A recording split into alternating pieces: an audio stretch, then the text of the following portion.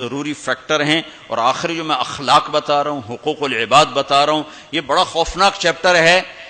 اللہ سے معاملہ کچھ گنجائش ہے چونکہ اللہ سخی ہے، لیکن لوگوں سے معاملہ پڑا تو کم بڑا کھو ہو جائے گا۔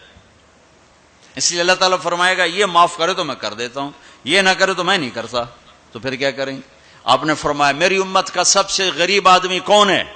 کہا جی جس کے پاس پیسے نہ ہو۔ کا نہیں، میری امت کا غریب وہ ہے جو قیامت کے دن بڑے بڑے عمل لے کر آئے گا، حج، نماز، روزہ، زکوٰۃ، جہاد، تبلیغ، ذکر، تلاوت، پتہ نہیں کیا کچھ، لیکن حقوق العباد برباد کیے ہوں گے۔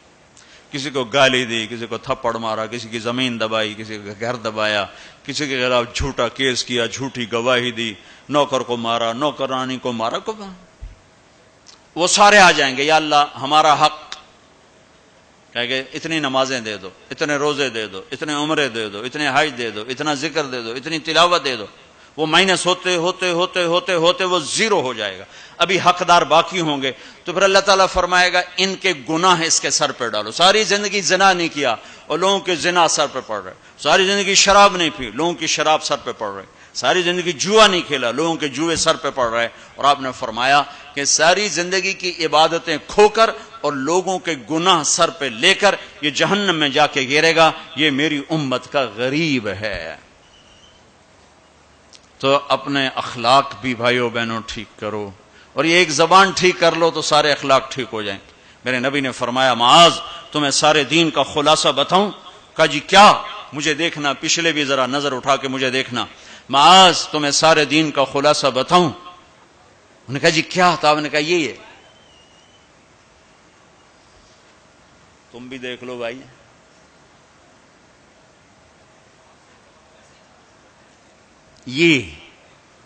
یہ قابو میں ہے، سارا دین میرے ہاتھ میں ہے۔ یہ قابو میں نہیں ہے تو ہر شے ہاتھ سے جا رہی ہے، جا رہی ہے، جا رہی ہے، جا رہی ہے۔ لہذا سہنا سیکھو، سہنا سیکھو۔ گھر ٹوٹ رہے ہیں، طلاقوں کی ریشو بڑھ رہی ہے کہ سہنا نہیں سکھایا ماں باپ نے، سہ جانا۔ ہیرا کوئلہ ہی تو ہوتا ہے، وہ ہیرا کیسے بن جاتا ہے؟ وہ سہتے سہتے سہتے سہتے جب حد کر دیتا ہے تو اللہ اسے ہیرا بنا کے ماتھے کا زیور بنا دیتا۔ تو سہنا سیکھو، برداشت کرنا سیکھو، اپنے بچوں کو سکھاؤ، خاص طور پر بیٹیوں کو سکھاؤ کہ ہمارا سسرال 100% ظالم معاشرہ ہے۔ میں بڑے درد سے یہ بات کہہ رہا ہوں کہ چاہے وہ دیندار لوگ ہیں چاہے دنیا دار لوگ ہیں، سسرال کا ظلم ایک عجب داستان۔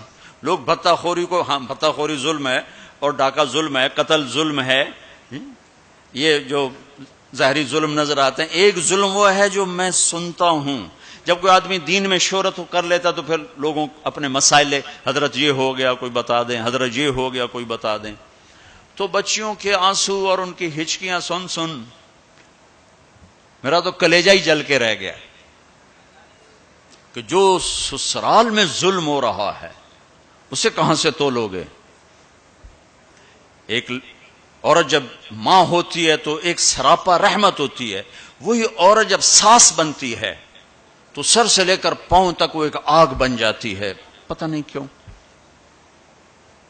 تو اپنی بچیوں کو صبر سکھاؤ، یہ بھی سکھاؤ کہ بیٹی بس زبان بند رکھنا، سہ جانا، نہ کر لبوں کو سی، عشق ہے دل لگی نہیں، سینے پہ تیر کھائے جا، آگے قدم بڑھائے جا۔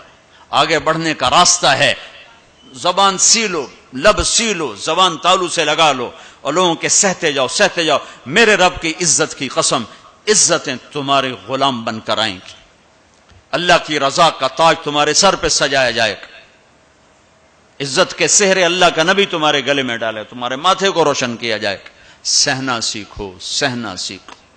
بھائی بھائی سے ٹوٹا، میاں بیوی میں لڑائی، خاوند بیوی کی برداشت نہیں کرتا، بیوی خاوند کی برداشت نہیں کرتا، ماں باپ اولاد کی نہیں برداشت کرتا، اولاد ماں باپ کی نہیں برداشت کرتی۔ سہنا سیکھو۔ ہمارا سارا معاشرہ اس ایک میرے نبی کی سنت پہ عمل کر لے، برداشت کرنا، تو زندگی خوشحال ہو جائے گی، روشن ہو جائے گی۔ تو اللہ تعالیٰ آپ کا حج کا سفر قبول فرمائے۔ میں نے جو کہنا تھا کہہ دیا، پھر وہاں کچھ باقی باتیں یاد آئیں تو وہاں کہہ دوں گا، اور جب آپ حج سے واپس آ جائیں کچھ وقت تبلیغ میں ضرور لگائیں کہ یہ ایمان کو سیکھنے کی فرقہ واریت سے پاک ایک محنت ہمیں اللہ نے دی ہے، اور صدیوں کے بعد ایسا کام ملا ہے کہ جس سے لوگوں کو دین مل رہا ہے۔ اسپین میں جہاں میرا بیان تھا وہ ایک ہال تھا بہت بڑا، جس میں سارے دنیا سے علماء آتے ہیں یا کوئی سیاسی لوگ آتے ہیں، تو وہ وہاں ان کی تقریریں ہوتی ہیں، لہذا وہاں ایک سسٹم ہے کہ جو بھی اسپیکر بیان کرے گا آٹومیٹک اس کا بیان اسپینش میں ٹرانسلیٹ ہو کر پولیس کے پاس چلا جائے گا۔